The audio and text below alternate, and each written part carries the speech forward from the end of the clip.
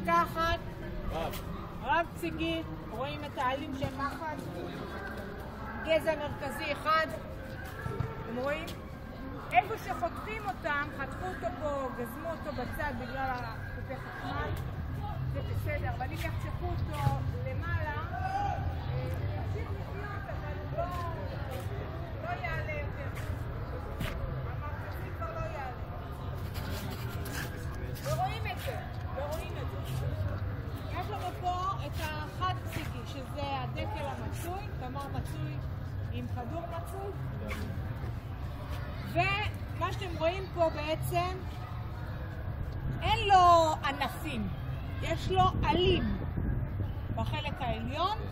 הגזע שלו בנוי בעצם מהסוף, מהחיבור של העלה לגבעול.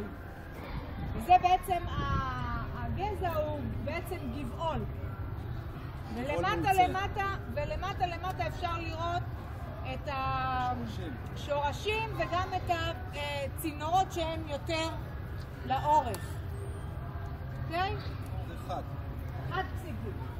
והדו פסיגי פה מאחורינו, יש לנו 3 סוגים של עצים, ששלושתם הם דו פסיגי. אחד, פיקוס השדרה, שרואים אותו עגול, אמנם יש פה הרבה גזעים, כנראה שלא גזמו אותו כמו שצריך.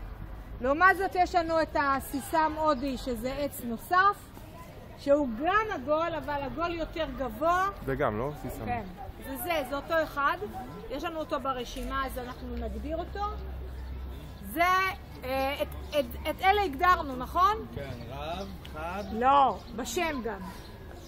תמר מצוי. ואת זה הגדרנו? אורן ירושלים? כן.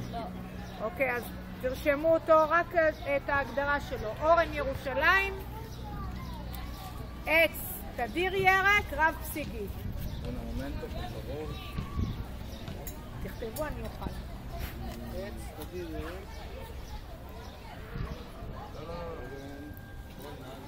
אורן ירושלים.